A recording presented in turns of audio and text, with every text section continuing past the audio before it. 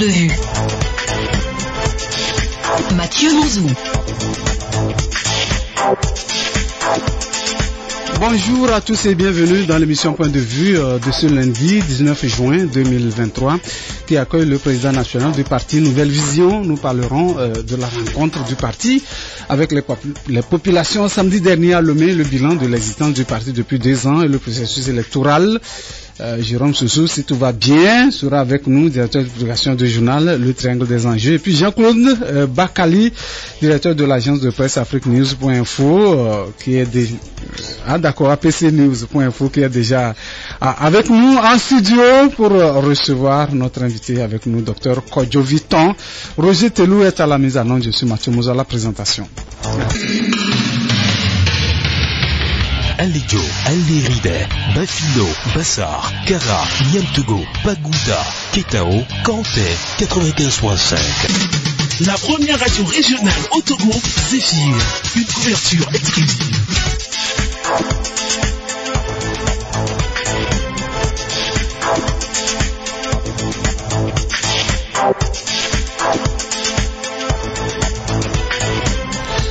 Merci donc d'être sur Zéphyr en ce moment. Notre invité sera avec nous dans un moment.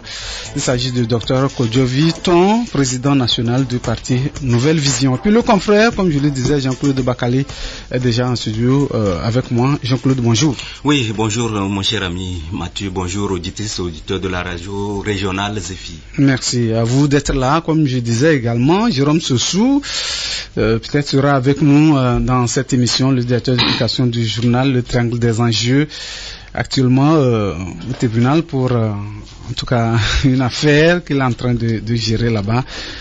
Si tout se passe bien, il finit. Et puis, il nous rejoint. Notre invité en studio avec nous, Dr Kodjo Viton, bonjour. Bonjour et bonjour à tous les auditeurs de la radio Zéphyr. Merci d'être là. Vous êtes le président national du parti Nouvelle Vision. J'espère que vous allez bien. Très bien, par la grâce de Dieu, on se porte à merveille. D'accord. Donc, avec les confrères, Jean-Claude et puis Jérôme Soussou qui va arriver incessamment, nous allons vous poser quelques questions par rapport à l'actualité politique. D'abord, vous étiez absent du pays pendant un long moment et selon nos informations, vous étiez en une tournée américaine. Alors, comment s'est passée cette tournée? Qui aviez-vous pu rencontrer? Alors d'abord, je pense que ce serait peut-être un peu trop dit de dire que j'étais absent pendant un long moment. Je suis au Togo. Bien sûr. On est reparti pour peut-être quelques semaines. Et en tournée, c'est pas un long moment. Bah, ça peut être long pour celui qui me voit tous les jours. De mars. Bon. Donc oui, nous sommes partis faire une tournée. Et nous avons rencontré la diaspora togolaise, ceux-là que nous appelons à la Nouvelle Vision notre classe moyenne. Qui, selon nos programmations économiques, sont incontournables pour la reconstruction de la classe moyenne de notre pays. Donc ça nous a permis quand même de mettre au front ceux qui sont partis il y a plusieurs années et ceux-là du pays directement pour échanger et pour voir les problèmes afin de pouvoir développer un canal qui va permettre à ceux qui sont de l'autre côté de pouvoir avoir confiance d'investir pour la construction de notre pays. J'entendais vous parler de l'agriculture aujourd'hui. C'est incontournable. On ne peut pas parler d'un développement sans parler de l'agriculture. Nous devons arriver à manger, à produire, à manger, à transformer pour subvenir aux besoins de nos populations. Et on sait que l'État, malgré les agropoles qu'il aura à créer, ne pourra pas le faire seul. Il va falloir l'implication de tous les acteurs, c'est-à-dire de tous les fils et les filles du pays pour que ça puisse être fait. Donc ça nous a permis cette tournée, non seulement de découvrir la beauté d'un pays comme les États-Unis, mais aussi de pouvoir échanger pour faire savoir à ceux-là qui sont partis qu'il y a un beau pays qui est en construction avec une nouvelle vision. Vous avez eu quand même des oreilles attentives par rapport à tout ce que vous avez rencontré? Obligatoirement, parce que c'est la raison qui nous a poussé à y aller.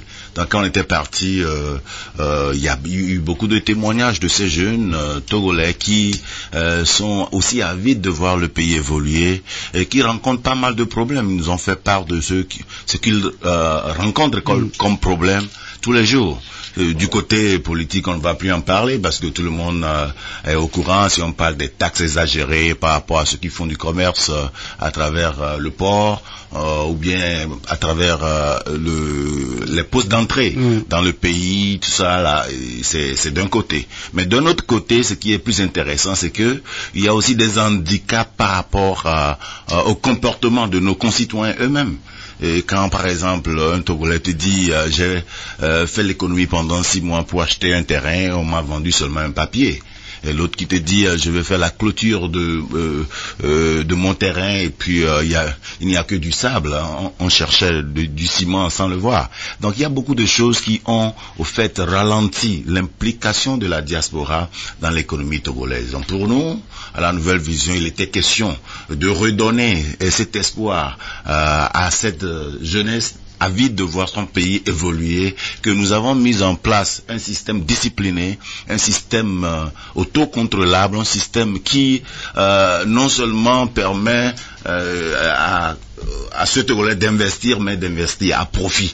Et en investissant à profit, il est en train de résoudre également un problème fondamental, c'est-à-dire le problème de chômage. Donc voilà, il y a eu beaucoup de choses que nous avons eu comme retour et nous les avons exposées. Aussi les besoins de nos populations qui ont besoin de support. Les gens ont des projets excellents dans ce pays, mais n'ont pas de moyens pour le fait de les réaliser. Et nous avons, oui, il y a des comment on l'appelle, des microfinances, mais le système de financement ne permet pas à un jeune entrepreneur aujourd'hui d'entreprendre à profit avec ce genre de prêts, alors que avec ce système de collaboration entre le peuple même de l'autre côté et le peuple sur le terrain, nous pourrons faire beaucoup de choses. D'accord. Alors, le parti Nouvelle Vision a rencontré les populations jeunes, hommes, femmes, c'était samedi dernier à Lomé. Pourquoi cette rencontre, Monsieur le Président? D'abord, ça s'inscrit dans la célébration de la 2e année d'existence du parti, donc c'est notre 2e anniversaire. Et au même moment, c'était un congrès, parce que quand vous avez le leadership d'une institution, à des moments donnés, il faut avoir le courage de faire les comptes, les rapports des activités. Donc c'était le congrès qui nous a réuni tous les piliers du parti. Et au troisième moment, c'était une opportunité de dévoiler, de réexpliquer une fois encore la nouvelle vision et ses fondamentaux à toute cette population. Parce que nous voyons quand même aujourd'hui que nous avons besoin d'une nouvelle vision pour faire développer notre pays. Et je pense que la rencontre de ce samedi a été, selon les témoignages reçus par plusieurs couches sociales, une rencontre de succès. Et quand nous parlons de succès à la nouvelle vision, nous disons le succès n'est pas synonyme à la célébration, parce que nous allons célébrer le succès de la nouvelle vision lorsque nous allons atteindre notre objectif, qui n'est rien d'autre que la création d'un pays paisible, d'un pays soudé et d'un pays émergé où chaque Togolais non paresseux peut s'épanouir sans souci et vivre dans son pays en toute aisance avec une justice sociale bien établie. D'accord. Alors Jean-Claude, une question sur cette rencontre que le président a eue avec les populations. Il parlait tout à l'heure d'une assemblée pratiquement. Oui. Je crois que comme il venait de le dire, c'était pour faire le bilan des activités. On aurait aimé savoir au jour d'aujourd'hui, 2 ans après, quel est le bilan que la nouvelle vision peut estimer avoir fait aujourd'hui. D'abord, pour parler de bilan, il faudrait avoir des objectifs précités. Nous, à la nouvelle vision, nous avons dit depuis notre engagement politique que la chose la plus ultime à apporter aux Togolais, c'est ce package qui pourra changer la mentalité de pays non développés en pays développés. Donc, ce qui voudrait dire que notre implication est plus qualitative que quantitative. Mais on sait quand même que dans la recherche du changement de mentalité, il y a des actions qu'on peut poser, qui peuvent être comptées, qui peuvent être quantitatives. Néanmoins, en tant que bilan, je dirais premièrement que la nouvelle vision est satisfaite des objectifs précités. Parce que quand nous voyons autour de nous ces milliers de jeunes, ces centaines de jeunes qui prennent conscience et commencent à comprendre que le développement d'un pays ne peut se faire que par les citoyens eux-mêmes. Quand vous voyez des gens autour de vous qui cessent de pointer du doigt cette institution, ce gouvernement, ce politicien, mais qui se dit non, on peut le faire nous-mêmes et nous sommes des fois des handicaps pour notre propre développement. Quand vous voyez des Togolais autour de vous qui vous disent nous avons participé à votre orientation et aujourd'hui nous sommes chefs d'entreprise en train d'employer plus de 13 personnes. Quand vous voyez des gens qui se disent je ne me voyais pas capable de le faire jusqu'au jour où j'ai eu cette nouvelle vision, j'ai eu cette détermination, vous avez été des déclics dans notre vie, nous ne pourrons que parler de succès.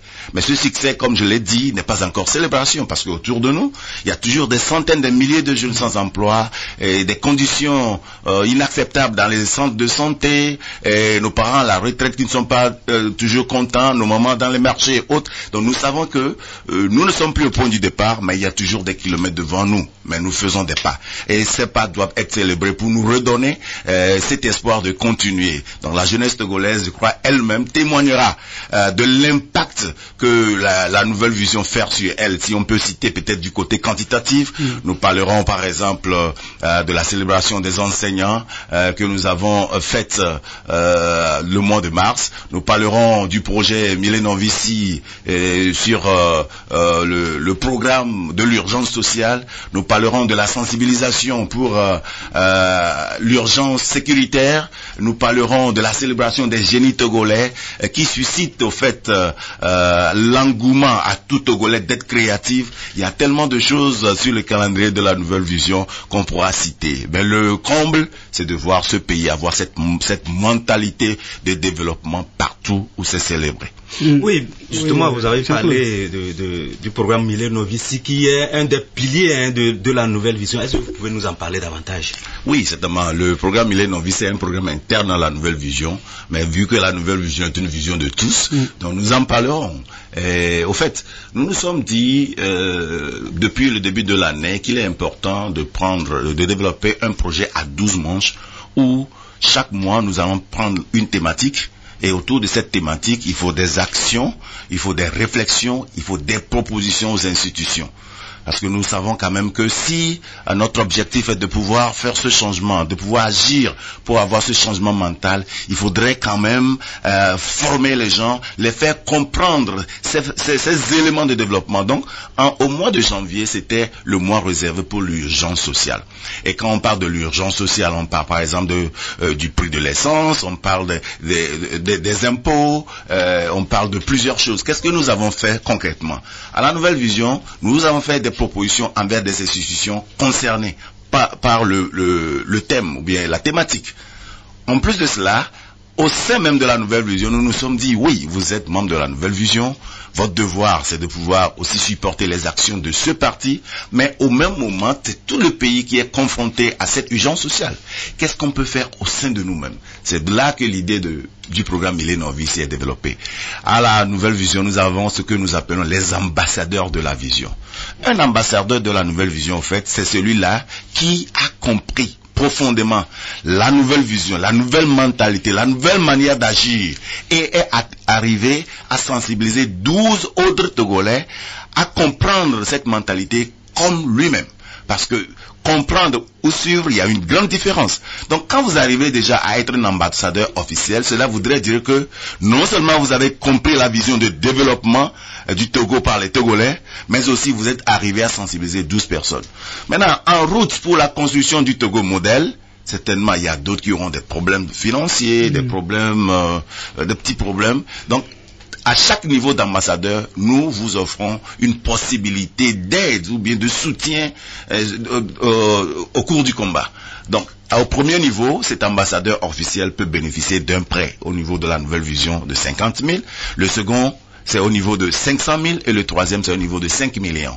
Et tous ces prêts sont canalisés pour répondre à une finalité, c'est-à-dire, par exemple, au niveau de 500, il y a un minimum de 2 emplois à créer, avec les 5 millions, un minimum de 15 emplois à créer, et tout ceci dans un système où on ne parlera pas des promesses électoralistes, parce que j'aime toujours quand même que les Togolais comprennent aujourd'hui qu'on a dépassé ces moments où proche des élections, on vient nous donner des chiffres, on vient nous faire des propositions électoralistes qui ne sont pas objectifs.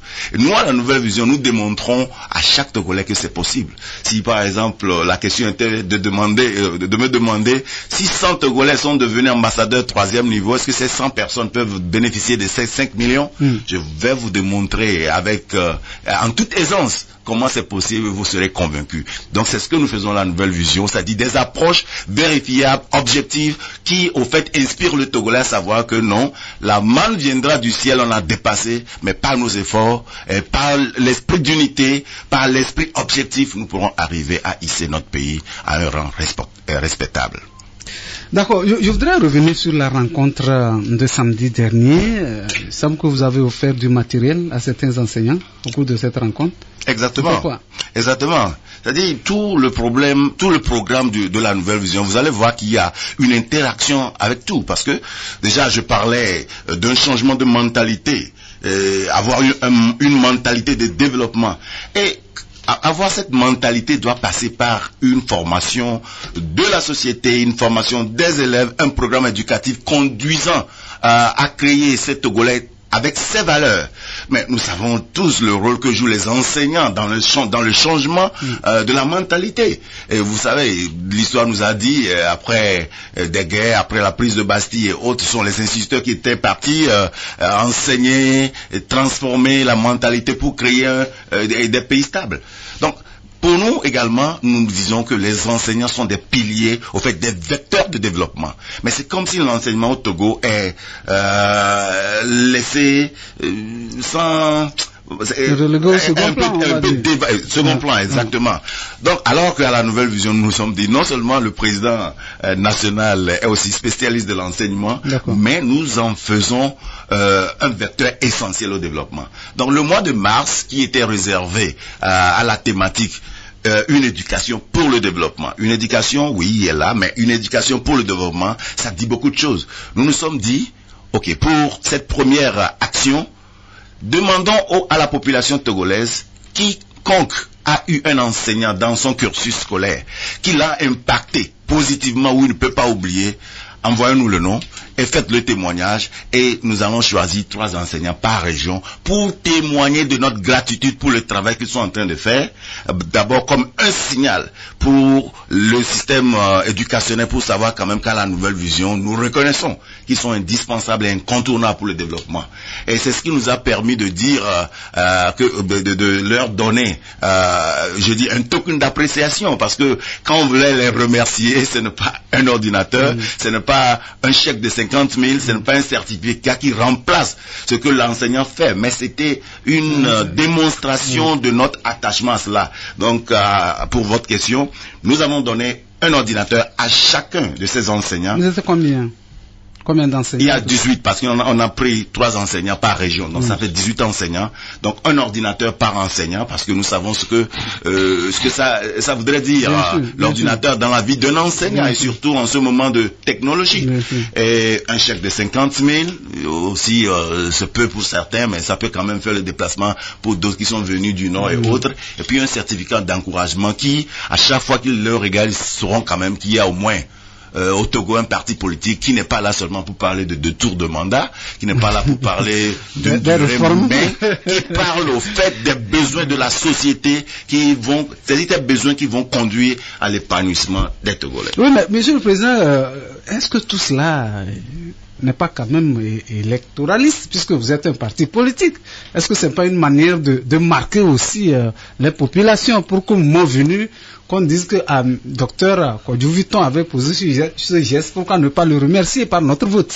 Exactement, quelque part il faut comprendre que on dit en Mina, c'est-à-dire quand vous voulez faire quelque chose, il faut être capable de démontrer à cette jeunesse-là que vous avez cette capacité de le faire.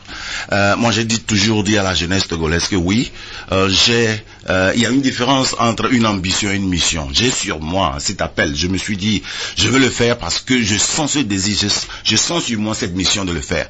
Et le rôle que j'ai à jouer aux yeux de toute la jeunesse jeunesse togolaise, de toute la population togolaise et de la femme togolaise, c'est de leur démontrer que Kodjo Vuitton est capable de le faire. C'est cette capacité que je dois démontrer à travers l'objectivité de mon programme, à travers l'objectivité des actions de notre parti, à travers les actions qui contribuent au fait à la construction de la vision que nous nous sommes développés. Donc, nous disons toujours, quand vous arrivez à satisfaire les besoins de la population, au fait, c'est eux qui vous porteront en tant que candidat. Je ne serai pas candidat. Le peuple me fera candidat. Mais pour que le peuple te fasse candidat, le peuple doit voir en toi cette possibilité, cette présidentiabilité et cette capacité au fait de pouvoir lui trouver la solution. Et c'est ce que nous sommes en train de faire. Si aujourd'hui les enseignants témoignent depuis hier qu'il n'y a jamais eu un parti politique qui ait pensé au système d'enseignants, au système des génies, parce que ce n'est pas seulement les enseignants qui ont été célébrés hier. Il y a aussi des génies. Et on a eu au moins 5. Et qu'est-ce que nous appelons des génies togolais? Il y a des Togolais un peu partout, dans différents domaines, qui font la fierté au fait de la jeunesse. C'est-à-dire, par leur créativité, on peut sensibiliser un Togolais quelque part qui a perdu espoir de savoir quand même que quelqu'un fait quelque chose, je peux aussi en faire.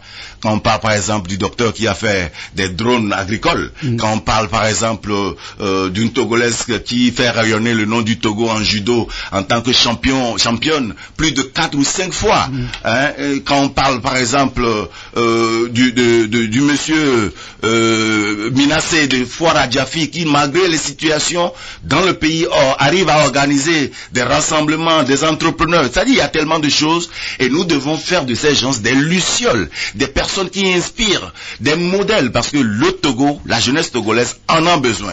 Il y a combien de modèles aujourd'hui qui peuvent nous inspirer? Donc, tout ce package, j'en parle pour vous dire quand même que, à la nouvelle vision, quand nous parlons d'un Togo soudé, un Togo émerveillé, un Togo émergé plutôt, ce n'est pas un mot. C'est tout un programme qui, dans leur accomplissement, nous amène à ce Togo dont nous rêvons. Et c'est d'ailleurs pourquoi je dis, ce n'est pas le moment, par exemple, pour nous de dire il y a les élections, venez voter pour nous. Non, c'est plutôt le moment de continuer à faire nos actions sociales pour démontrer que nous ne ferons pas du pouvoir notre finalité, mais un outil, un vecteur accélérateur de ce que nous avons pu commencer à faire. Donc si déjà nous arrivons à célébrer 18 enseignants, à les réorganiser et à apporter notre expertise, parce qu'on ne doit pas oublier également que très souvent, en tant qu'expert dans le domaine de l'éducation, j'ai fait des séminaires de best practices avec les enseignants, des séminaires d'orientation ou de choix de filière avec les étudiants. C'est-à-dire, quand vous voyez déjà un programme où le package est conduisif à un Togo soudé, vous ne pourrez que voter pour cette personne pour avoir cette possibilité de le faire. Nous ne sommes pas en campagne. D'accord. Le moment viendra. Les élections arrivent. Jean-Claude a une question. Oui, justement, nous savons que cette année 2023 reste une année électorale. Est-ce que la nouvelle vision d'Assa Vision vise à participer à ces élections? Je crois que d'une manière déductive, vous devez déjà savoir que nous serons présents aux élections législatives, nous serons présents aux élections régionales. Nous avons besoin de ces outils pour accélérer le programme que nous avons afin de pouvoir rapidement faire sortir le peuple de sa situation chaotique dans laquelle nous vivons, parce que nous savons quand même que arriver à avoir ces outils nous permet d'être un parti de l'opposition qui, dans ses actions, agit sur la bonne gouvernance. Parce qu'à la nouvelle vision, on le dit, il faut une politique de l'opposition en 3C. Contribuer, collaborer et contraindre. Sans cela, si nous sommes dans une situation de contrainte continuelle, on ne peut créer qu'un chaos où il serait difficile aux Togolais de pouvoir sortir de l'ornière. Mais avec cette politique de contribution, de collaboration et de contrainte, avec une finalité d'agir sur la gouvernance au moment où nous ne sommes pas à l'exécutif, c'est de pouvoir donner cette opportunité à cette jeunesse de s'en sortir. Et nous le ferons. Et c'est pourquoi nous avons besoin de participer à ces élections et nous comptons quand même sur la compréhension de cette jeunesse, de cette population togolaise, de comprendre que ils ont besoin de nous donner ces outils et nous allons leur et nous allons continuer à faire preuve de notre objectivité. Oui, justement, vous allez à ces élections, vous existez il y a 2 ans, c'est vrai que vous étiez très, très bien connu sur le terrain avec le mouvement Nouvelle Vision, mais en 2 ans, pensez-vous avoir implanté suffisamment le parti sur le territoire national? Quand nous parlons des ambassadeurs, cela voudrait dire beaucoup de choses. Et c'est que d'une manière traditionnelle, quand on dit implanter le parti, c'est de nous demander par exemple, vous avez combien de bureaux, vous avez combien de membres, de vous avez fédérations. de fédérations. Mais à la Nouvelle Vision, tout est nouveau. Parce que c'est cette nouveauté qui apporte au fait une solution nouvelle. Et cette solution nouvelle, c'est la solution désirée par la population togolaise, parce que c'est celle qui donne satisfaction aux besoins socio-économiques de notre pays.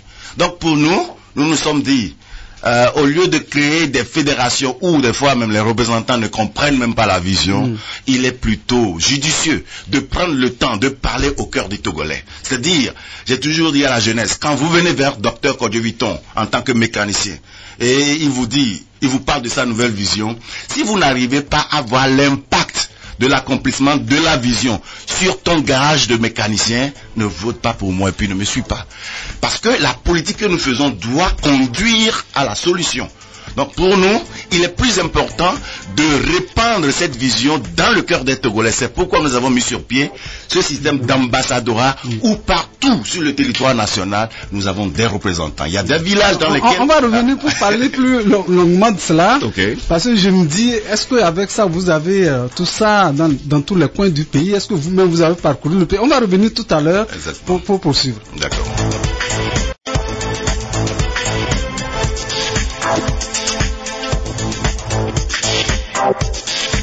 Voilà, nous sommes de retour pour la suite de cette émission. Merci de nous suivre depuis plus de 30 minutes déjà. Et le confrère Jérôme Sessou, comme je vous le disais, est finalement arrivé, directeur de publication du journal Le Triangle des Enjeux. Jérôme, merci de rejoindre le groupe et j'espère que tout va bien. Oui, mais c'est vraiment un plaisir de faire des efforts pour arriver au studio. J'étais ce matin au tribunal pour une affaire qui me concerne, c'est-à-dire qui m'oppose plutôt à M. Baby Olympio, qui estimait que j'avais écrit sur lui, peut-être que je n'ai pas raison de le faire. C'est notre travail, c'est notre boulot. Voilà. On ne peut pas rentrer dans le fond du sujet. Oui, mais tout à fait. Dans la mesure où... mais heureusement, en venant, je suivais de très près le président. Mon cher ami. D'accord. C'est la première fois que j'ai appelé un leader politique, mon cher ami. C'est la deuxième fois aussi, on le reçoit ensemble dans ce studio. Bien sûr, et moi je le dis ouvertement parce que je partage sa vision. Et c'est d'ailleurs ce que les jeunes Togolais ont besoin aujourd'hui. Parce que depuis déjà 30 ans, on a vu pratiquement la même chose, ça ne s'améliore pas, mais maintenant, moi je me battais depuis très longtemps pour m'acheter un ordinateur. Je n'ai pas encore pu le faire. Si un président se donne cette possibilité d'offrir 18 ordinateurs, je ne pense pas que ce sont des ordinateurs de TP3. J'imagine. Donc si un président se donne cette capacité d'offrir 18 ordinateurs à 18 enseignants plus des enveloppes, je crois qu'il faut féliciter ça. C'est tout ce qu'on demande aux chefs de parti, ceux qui prétendent quand même nous gouverner demain. Et bon, si quelqu'un le fait, pourquoi être hypocrite, pourquoi se cacher derrière pour dire mais qu'est-ce que lui il fait, non, mais en tout cas c'est ce qu'on a besoin aujourd'hui. C'est ce qu'on a besoin de ça aujourd'hui. Mais en l'écoutant, il a parlé des ambassadeurs. Voilà.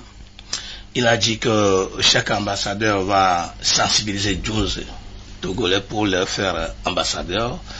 Là, je me suis posé la question de savoir combien de Togolais M. Ton voudrait avoir pour, comment appelle-t-on, quel nom je vais donner, son institution, ambassade. Combien de Togolais il voudrait avoir pour cette institution-là, son ambassade à lui. D'accord. Voilà. Voilà, justement, c'est de cela que nous étions en train de parler avant d'aller à la pause. Monsieur le Président. Oui, cette question, combien d'ambassadeurs ou bien combien de membres souhaiterons-nous avoir, c'est tout le Togo, y compris le président de la République, Faure Gnassingbé, parce que nous avons tous besoin de cette nouvelle vision. Et cette nouvelle vision, ce n'est rien d'autre que l'effort de chaque citoyen de construire un Togo qui nous donnera la fierté d'être Togolais. La fierté où si on passe, on se dit oui, peut-être lui c'est notre ancien chef, il en a fait pour lui, il est toujours là comme une ressource inépuisable dans laquelle nous pourrons encore puiser. Et pour évoluer, il y a l'autre qui va se dire, lui, il a été notre enseignant, à travers lui j'ai compris beaucoup de choses, et l'autre il a été employé à la CTMB ou bien à l'OTR, et avec lui on a compris beaucoup de choses. C'est que c'est cette fierté que nous voulons construire à travers cette nouvelle vision. Donc on me demande aujourd'hui, j'ai besoin d'avoir combien de membres? Je dirais j'ai besoin d'avoir tout le peuple togolais, parce que c'est ce peuple-là qui doit être animé de cette nouvelle vision de construire, de cette nouvelle vision de travailler d'une manière plus accentuée. C'est cette nouvelle vision qui donne par exemple le courage, le désir aux maçons de bien former ses briques. C'est-à-dire c'est cette nouvelle vision qui au fait attire celui-là de la diaspora qui est là, qui peut investir dans l'agriculture, de revenir le faire. C'est cette nouvelle vision qui permet par exemple à ce moment de partir au marché, de revenir très contente. Donc nous avons tous besoin de ça, et pour la nouvelle vision, nous sommes sur l'axe exponentiel pour y arriver. Et par la grâce de Dieu, nous allons l'atteindre. Car vous allez voir, même dans le message de plusieurs leaders aujourd'hui, je sens, on dit, nous devons construire ceci avec une nouvelle vision. Et j'ai aussi entendu un aîné politique de l'opposition la dernière fois dans son allocution de départ qui disait que nous avons besoin d'une nouvelle vision. Donc cette nouvelle vision, au fait, c'est comme l'éveil patriotique dont on a besoin tous. Oui. Oui, Monsieur le Président, pourquoi le chiffre 12 et non le chiffre 10 ou 15? Bon, et 12, d'abord, nous, je voudrais dire qu'il y a une différence entre une ambition et une mission.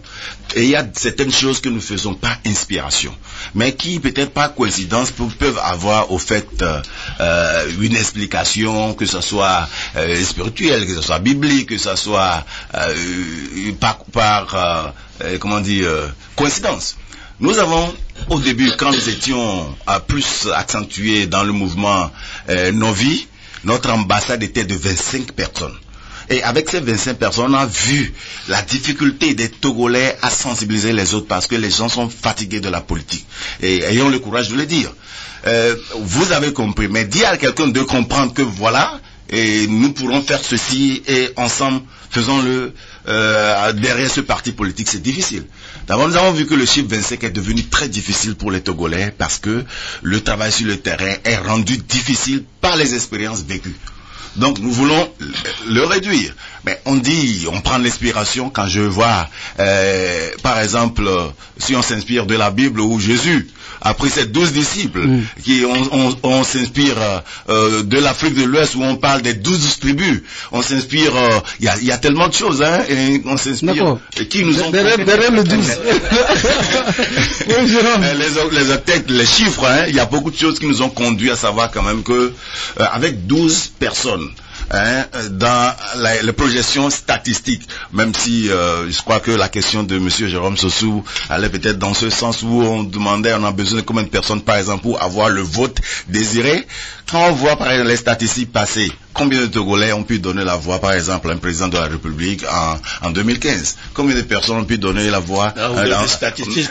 Moi, je suis un professeur de mathématiques. Et puis, chef de département de mathématiques. Donc, faut pas l'ignorer. Donc, quand nous faisons nos calculs depuis le système de networking, il faut savoir quand même que toutes les expériences vécues rentrent en contribution. Et quand je parle des expériences vécues, je parle par exemple des expériences en tant que moi-même Zemi Diaman. Je pense des expériences vécues en tant que celui-là qui rentre, par exemple, à Babadji pour faire le métayage. Je parle de tout ça. cette chose-là qui ont contribué aujourd'hui à, au fait, l'éclosion d'une nouvelle vision où le Togolais, le maçon qui passe, se voit impliqué dans la vision. Oui, Mathieu, je voudrais encore poser une question, Monsieur le Président, pour lui demander de savoir, c'est vrai, lorsqu'il était arrivé en Djamena, Tcha-Tcha-Tcha, au Togo, il s'est peut-être mélangé aux choses et surtout aux partis politiques avec les coalitions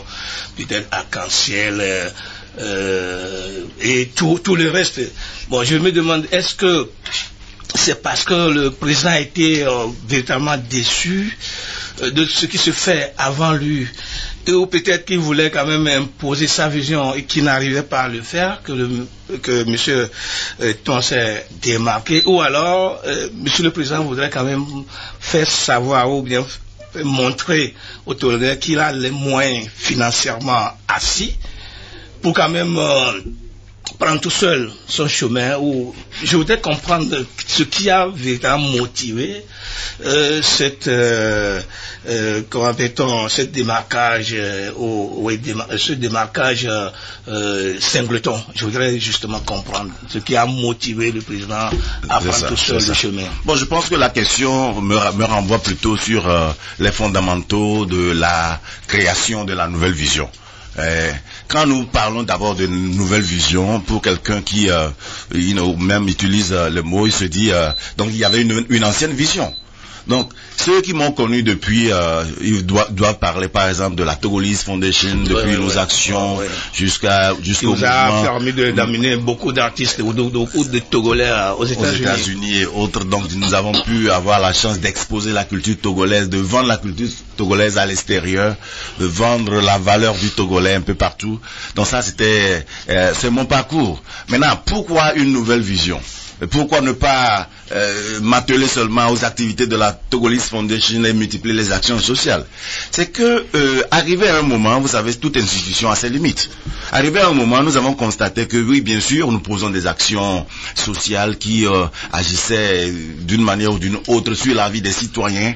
Mais quand on parle d'un changement national, on parle d'un pouvoir exécutif, on parle d'une position qui nous permet au fait de faire asseoir une politique nationale. Mais l'étude de la situation politique sur le terrain nous révèle l'existence de deux blocs politiques dont la coexistence n'a pas une valeur politique. Je m'explique.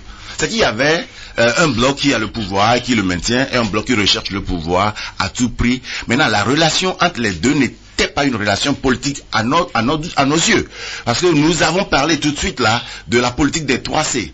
Un parti qui est au pouvoir exécute son programme pour lequel il a été voté. Un parti non au pouvoir a cette responsabilité d'agir pour que la gouvernance soit améliorée et non s'opposer seulement pour s'opposer, pour tout bloquer. Donc nous avons vu que la coexistence de ces deux blocs, au fait, ne permettait par exemple aux jeunes agriculteurs qui viennent de finir sa carrière à l'université de trouver un boulot. Pourquoi? Parce que si tu n'es pas aligné, tu deviens un danger. Et si tu es en bas, tu veux lever la tête, on te demande d'être aligné ou pas, sinon on te coupe. C'est ce qui voudrait dire quand même que à chaque niveau, c'est comme si la politique prévalait sur la capacité des Togolais à agir. Même à la justice d'où vous venez, où le compétent ne peut pas prendre cette décision compétente parce que dirigée autrement par la politique. Donc nous avons compris qu'à la fin, il y a le jeu politique qui bloquait ceux comme nous qui voulaient seulement que le Togo évolue. Donc pourquoi alors garder cette coexistence infructueuse qui ne permet pas à cette Togolais au fait de démarquer économiquement? Pourquoi ne pas avoir une nouvelle vision où on doit reconnaître que le rôle d'un parti au pouvoir, c'est de développer un programme qui fait évoluer le peuple, et le rôle d'un parti non au pouvoir, c'est de pouvoir, par sa politique de contribution, de contrainte et de collaboration, agir pour la bonne gouvernance. C'est de là que la nouvelle vision a vu naissance. Et quand cette nouvelle vision a vu naissance, nous n'avons pas fait le jeu seul. Et vous allez voir dans nos archives, avant même la création de la nouvelle vision, avant même l'implication du mouvement Novi, en 2016, j'ai fait un tour sur plusieurs des leaders. Vous allez voir avec Jean-Pierre Fabre, avec l'aîné Adjamagbo, Jerry Tama. J'ai fait un tour pour comprendre un peu, pour essayer de comprendre leur programme politique, leur vision de la politique, de la jeunesse. Et c'est ça qui m'a finalement inspiré de dire quand même que ce que nous voyons de loin est vrai. Il faudrait la naissance d'une nouvelle vision où on reconnaît par exemple que au niveau du gouvernement, ce n'est pas tout qui est noir. On peut prendre les beaux projets et on peut proposer pour corriger les projets qui ne marchent pas. Et on peut servir de contrainte là où il y a abus de pouvoir et on peut collaborer par nos expertises. Si aujourd'hui la nouvelle vision à la rentrée se dit nous voulons faire des formations aux enseignants gratuitement, c'est une manière de pouvoir contribuer. Pas pour le gouvernement, mais pour nos populations. Si je comprends bien, ce n'est pas parce que on va parler du processus électoral. Si je comprends bien, c'est pas parce que le président de Nouvelle Vision est financièrement assis qu'il a voulu prendre tout seul le chemin. Non, pas du tout. Et nous continuons également cette marche, même tout de suite là, et nous sommes toujours ouverts parce que nous pensons à la force de l'unité. Mais la force de rassemblement avec des visions divisées, non. Et vous aviez parlé que nous avons au moins goûté un peu à des associations, des politiques par exemple, la seule à laquelle nous avons eu l'honneur, je dirais, le privilège de visiter, c'était la BMK. Et Monseigneur Boudrou, par exemple, s'il peut témoigner, lorsqu'il était chez nous à la maison, on lui a dit on ne va pas aller contre cœur. Nous sommes arrivés, nous avons essayé de faire les B2B 101 pour les expliquer quand même que faire les mêmes choses de la même manière, dans les mêmes conditions, donne les mêmes résultats. Mais quand déjà dans ce groupe, nous on a constaté l'existence de plus de 4 visions politiques où il y a des gens qui sont là, qui ont été peut-être heurtés par d'autres, et c'est la vision de la revanche. Il y a d'autres qui sont là parce que ce sont les aînés politiques, ce sont eux que les gens connaissent sur le terrain. C'est la vision du leadership de l'opposition. Il y a d'autres qui sont là parce que bon, on doit aussi chercher quelque chose à manger, et puis si ça sort, il faudrait quand même que ceux qui travaillent en profitent. Et il y a d'autres comme nous qui se disent que ce n'est pas question de qui m'a fait quoi et qui fera quoi, mais qu'est-ce qu'on peut faire pour trouver solution. Donc, dans un rassemblement où tout est dedans, mais on est rassemblés, mais pas unis, la nouvelle vision ne trouve pas sa raison d'être. C'est pourquoi nous avons été très clairs avec le prélat pour leur dire que, pour le moment, et vu la circonstance, nous ne voyons pas la raison d'être, mais en continuant par faire les 101, même depuis maintenant jusqu'au moment où ils doivent tous comprendre que nous avons besoin de changer pour changer. On va parler du processus électoral. On l'a dit, il y a 2 élections qui arrivent, les régionales et les législatives. Alors, comment avez-vous suivi l'opération de recensement qui a pris fin dans les trois zones? D'abord, je remercie la population togolaise pour la mobilisation que nous avons constatée sur le terrain. Et dans nos enquêtes, il est bien vrai qu'il y a plusieurs facteurs qui ont motivé cette mobilisation, mais néanmoins comprenons aujourd'hui que beaucoup de Togolais comprennent par exemple que peu importe le cas, il faut au moins avoir la carte d'électeur. C'est déjà un pas qui démontre l'évolution de la démocratie au Togo. Et le côté négatif, c'est que cette mobilisation n'a pas été prévue par l'institution qui gère, c'est-à-dire la CENI. Parce que je pense que même dans une de leurs sorties, j'ai pu lire quand même quelque part où on disait que les programmations statistiques ont été en deçà de la mobilisation. Ce qui a créé un peu de problèmes par rapport à toute cette population qui a le désir d'avoir la carte et qui finalement, surtout dans la zone numéro 1, n'a pas eu leur carte. Et nous avons fait notre plaidoirie et nous continuons d'en faire pour voir s'il y a possibilité. Je sais qu'il faut un temps pour les choses parce que il y a le recensement, il faudrait nettoyer les trucs, il faudrait développer les fichiers électoraux et autres. Il y a beaucoup de choses à faire. On ne peut pas se dire seulement que oui, revenez le faire, mais s'il y a possibilité de le faire, démontrons à cette population que oui, quand les statistiques sont en deçà, nous avons la possibilité de nous racheter en faisant ceci ou cela. Donc nous sommes contents du fait que oui, la population s'est mobilisée, et nous sommes aussi contents du fait que l'institution reconnaît ne pas avoir des statistiques qui ont répondu, et nous espérons que les tirs seront corrigés à travers leur manière de faire prochainement pour que cette population comprenne aujourd'hui que les institutions sont pour nous et que nous irons aux élections dans une condition paisible pour choisir un gagnant, un conducteur de la vision de notre pays. Oui, mais que dites-vous de ceux qui incriminent la CENI de laisser passer l'enrôlement des mineurs? Bon, tout ça là, à la nouvelle vision, je l'ai dit toujours, nous voulons toujours parler avec des preuves. Tout à fait. Je me souviens quand il y a eu des manquements sur mon statut et autres, je disais si vous avez des preuves, envoyez-moi vos problèmes avec les preuves, et s'il y a des personnes ressources, je les balance pour dire voilà, ici il y a manque d'encre, mais dans la deuxième salle il y a encre mais il n'y a pas papier. Est-ce qu'il peut y avoir l'ordre pour que celui qui a l'encre donne un peu à celui qui n'a pas le... C'est-à-dire il y a de certaines choses, et vous allez voir que par simple modération, par simple implication, vous trouvez solution à certaines choses. Maintenant, incriminer qu'il y a eu des enrôlements de mineurs et autres, je ne dirais pas que c'est faux, parce que si tout est parfait au Togo, la nouvelle vision n'aura pas sa valeur d'exister. Et c'est pourquoi j'ai toujours dit, s'il y a 24 heures des élections, le Togo est déjà bon, Kojo Vuitton ne sera plus candidat. Oui, mais donc, cela voudrait dire quand même que nous reconnaissons que tout ne peut pas changer par appui de bouton, mais nous continuons cette sensibilisation à ceux-là qui s'ouvrent à cette mauvaise politique de pouvoir enrôler les mineurs ou bien de pouvoir remplir les unes d'une autre manière. Des fois, non, ils sont même pas...